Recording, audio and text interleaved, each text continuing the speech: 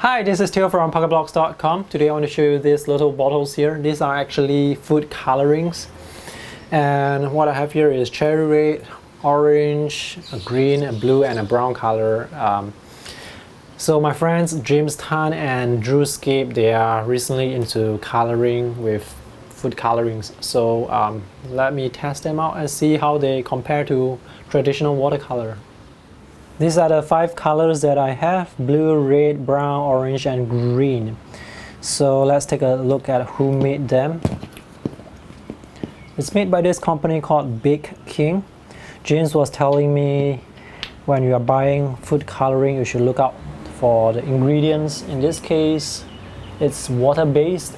That is very important because you want to mix it with water, and after mixing with water, you will dilute it to get the softer colors. And this is ideal for baking, cooking, and desserts.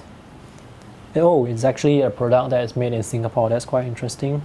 And there's an expiry date. It expires about 2 years from now.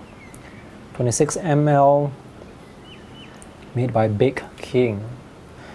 This blue color bottle is made by Star brand.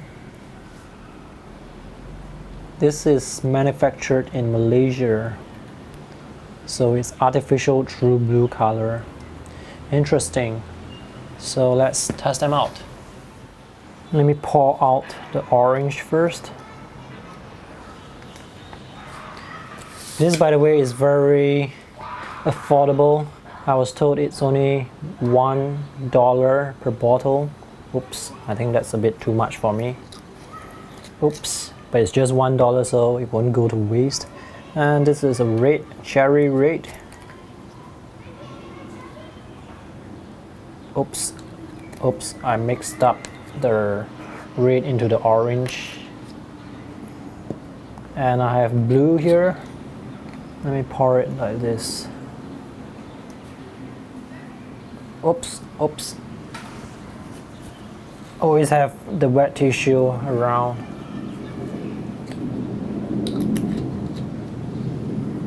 Next, I will pour the green.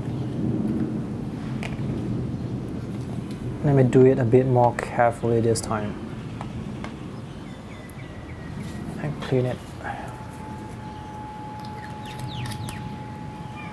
And lastly, the brown. Where is it?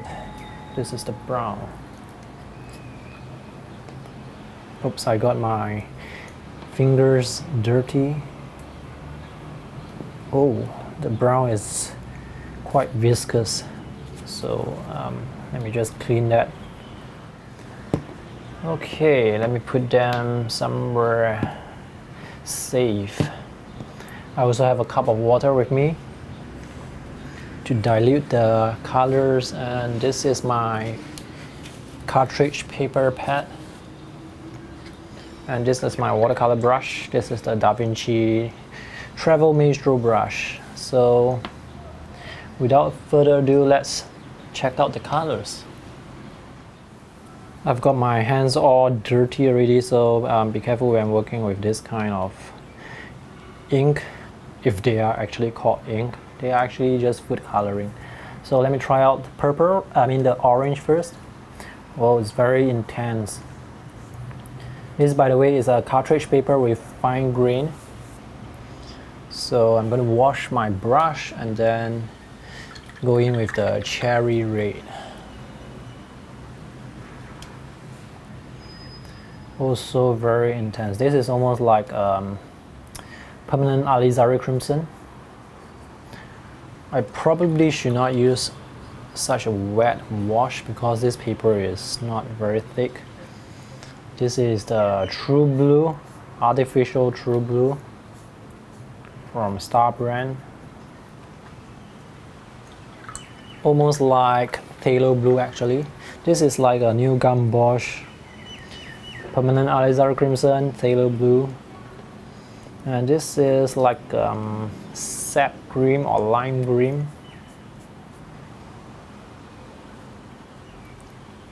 And finally, we are going to try this brown color. This brown is quite viscous, so It's almost like burnt sienna.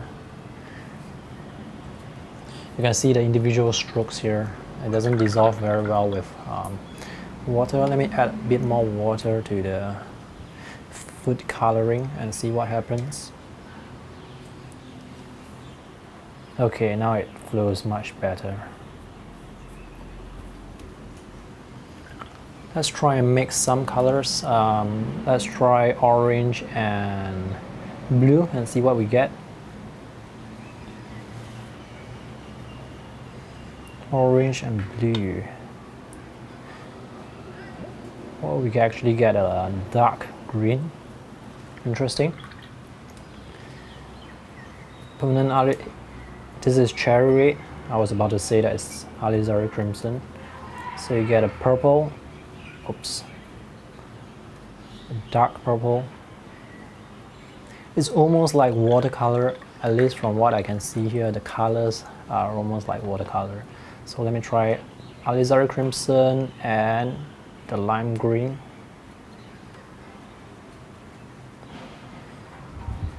It douse down the cherry red.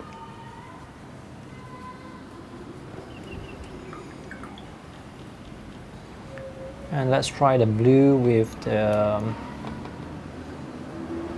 brown color.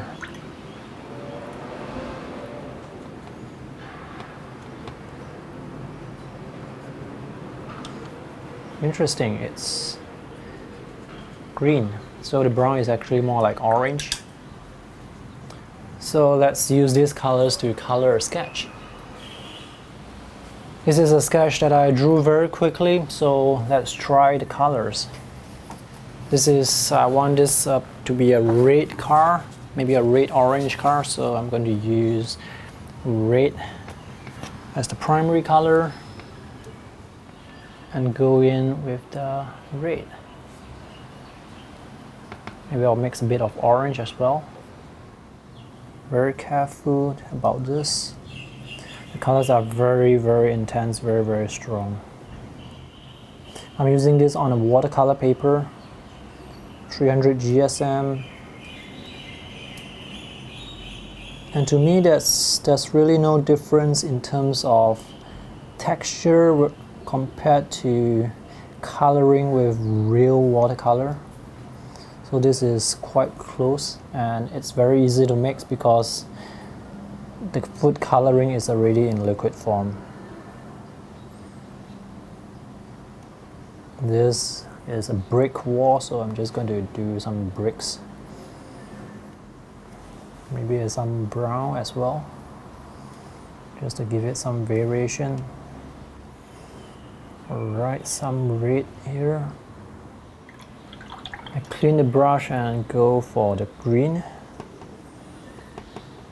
Green, I'll mix it with a bit of a brown, just to dull it down a bit. There's some green plants behind. Okay, let's do it's not dry yet.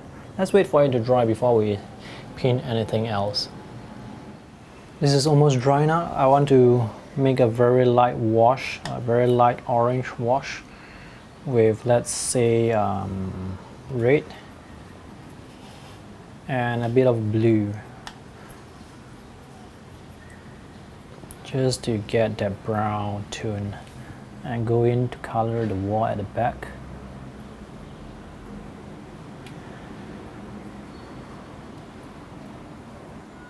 You can see the color coming into the wall, the color of the car coming into the wall, because that part is not dry yet, so a mistake. I also want to do the underside of the car and also the tires, so for that I will go with a very strong color. Let's try a lot of phthalo blue and maybe this red. So let's see if I can get a very dark purple. This is quite dark, I like it. So this is the tire, and wash it down a bit. Add a bit more water to wash it down a bit. And this part I want to fade it out, so I add a bit more water there. And the front here is supposed to be dark as well. and this part here. Now let's try the blue with the brown. It becomes green, and let's try a bit of a red. So I'm just going to go in and color the seats inside. This is quite fun, except we don't have the time to wait for the ink to dry. So let's try this. This is the part I forgot to color earlier on, and also this part here. There's the brown of the wall there. Also here. Let me add some more orange, especially to the lights here. These are, oops.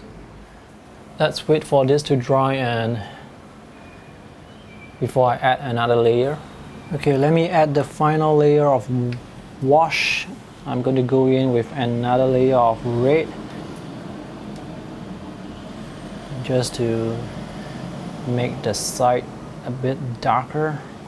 Oops, perhaps I should use the pure color instead. And for the shadow area, I'm going to make it a bit much darker, especially the wheel, the underside of the car, this side here, and the front.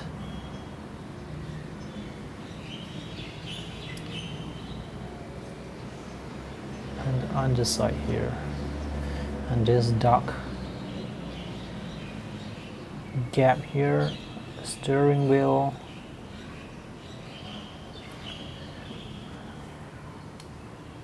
back of the bumper, and maybe the window. This is the completed sketch. It's not dry yet, but from what I can see, the colors are really very intense. I did not dilute them a lot. Let me show you the reference photo. This is actually the reference photo, and the car, I should have made the background a bit lighter. I'm going to draw in some highlights with my white gel pen, especially the rim here. There's some highlights there, and also this part here, which has some highlights. The top of the car as well.